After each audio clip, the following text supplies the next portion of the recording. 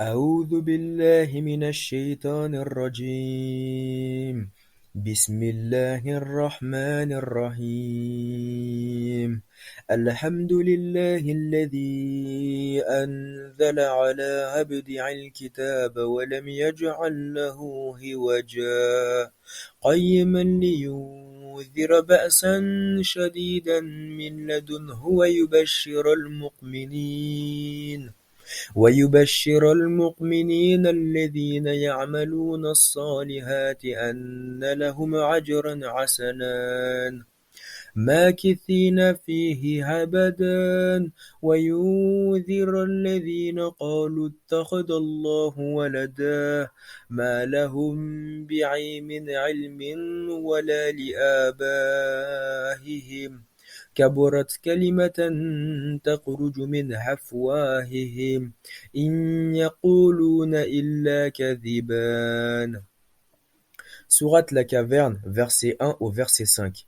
Louange à Allah qui a fait descendre sur son serviteur Muhammad le livre et n'y a point introduit de tortuosité, ambiguïté.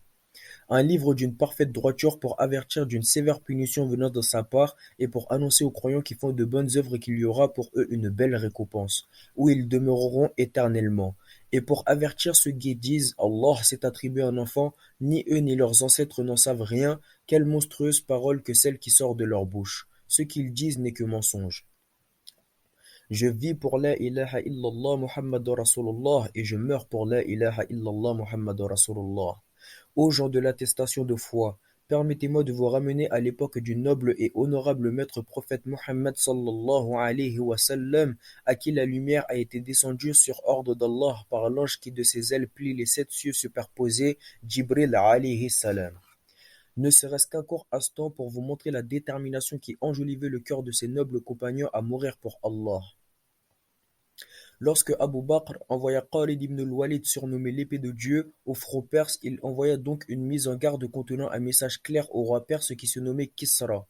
Cette lettre contenait un message qui disait Kisra, soumets-toi et tu seras épargné, ou attends-toi à une armée qui tient plus à la mort pour Allah que vous tenez à la vie. Kisra alla donc demander de l'aide à l'empereur de Chine. Que fit-il donc? Envoya-t-il une rangée pour le secourir? Non. L'empereur de Chine rétorqua donc: Kisra, que pourrais-je donc faire contre une armée qui, s'il le voulait arracher les montagnes, le ferait? Allahu Akbar. Nous voyons ici très clairement la détermination qui enjolivait le cœur de ces croyants. Mais quand je regarde notre monde tel qu'il l'est aujourd'hui, je ressens une certaine tristesse qui me pousse par la volonté d'Allah à rappeler à l'homme l'importance d'œuvrer en bien. Car c'est par miséricorde de ton Seigneur, maître du trône immense, qui prendra en cause tes bonnes actions et pour t'ouvrir les portes du paradis. Nous avons aujourd'hui laissé place une grande part de la dunya dans notre cœur et pour peu l'au-delà, tandis que nous savons pertinemment que le séjour sur terre est court, que le jugement est long et que la destination paradis ou enfer est éternelle.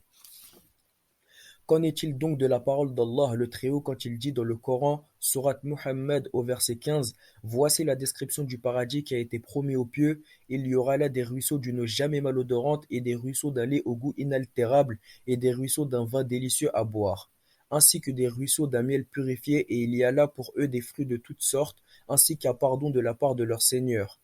Ceux-là seront-ils pareils à ceux qui s'éternisent dans le feu et qui sont abreuvés d'une eau bouillante qui leur déchire les entrailles? Bien que de nos jours nous ne pouvons pas rester inattentifs aux signes qui nous viennent l'un après l'autre, ce verset nous montre très clairement que la situation ici-bas est insignifiante comparée à l'au-delà qui est lourde de conséquences. Alors tu seras soit de ceux à qui Allah le dominateur suprême fera miséricorde, ou de ceux à qui il couvrira d'ignominie. Et qui te dira ce qu'est l'ignominie? Un grand déshonneur public.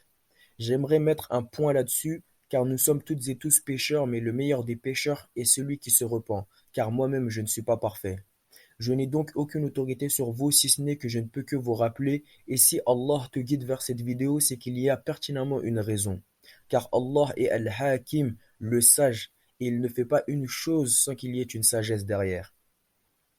Ta foi baisse, attention, il faut remonter la pente. Tu pèches, attention, il faut se repentir. Les portes de la miséricorde sont toujours ouvertes. Et malheureusement, bien que ce soit une réalité, il y en a qui sont loin du rappel d'Allah et dont je prie pour qu'Allah les maintienne sur le droit chemin. Car nous sommes tous musulmans et musulmanes, nous rejoignons sur une seule et même parole qui n'est autre que La ilaha illallah Muhammadur Rasulullah. Et Allah, l'infiniment grand, dit dans la sourate At-Tawbah, le repentir, au verset 71, les croyants et les croyantes sont alliés les uns des autres, ils commandent le convenable, interdisent le blâmable, accomplissent la salat, acquittent la zakat et obéissent à Allah et à son messager. Voilà ceux auxquels Allah fera miséricorde, car Allah est puissant et sage. Et Allah, le roi des cieux et de la terre et de tout ce qu'elle contient, nous montre l'importance de l'union qui fait notre force. Et le cheikh Abdelhamid Kishk rahimahullah l'a mentionné il y a bien plus de 20 ans dans un cours qu'il a intitulé Le rattachement au pacte d'Allah. Quand il s'est exprimé en disant cette leçon aujourd'hui est une carte sur la table de la diplomatie internationale.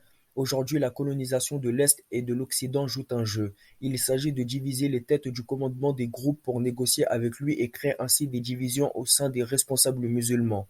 Et quand il a terminé avec le résultat sera triste et sanglant, je ne me pose même plus la question de s'il avait raison ou non. Chers frères, chères sœurs, nous ne pouvons échapper au destin de la terre qui dont chaque époque sera pire les unes après les autres, et ça jusqu'à la rencontre de notre Seigneur, le détenteur de majesté qui mérite d'être exalté. Rapporté par Abdullah ibn Mas'ud. L'heure ne se lèvera qu'en présence des pires de la créature, et tu ne trouveras point de serviteur dont le cœur contiendra fût-ce le poids d'un atome de foi, sans que son âme ne lui soit retirée. Chers frères, chères sœurs, nous n'avons de science que ce qu'Allah le Tout-Puissant nous a enseigné, et par conséquent, notre savoir ne peut concevoir l'indescriptibilité de la puissance d'Allah le Très-Haut, Seigneur des cieux et de la terre et de tout ce qu'il contient, Seigneur des 7 cieux superposés sans piliers visibles. Pas une feuille ne tombe d'un arbre sans qu'il ne le sache, et il est parfaitement connaisseur du contenu des poitrines de tous, car il est le Tout-Puissant omniscient. Connaisseur du monde visible tout comme de l'invisible, son trône déborde les cieux et la terre, et il est l'infiniment grand.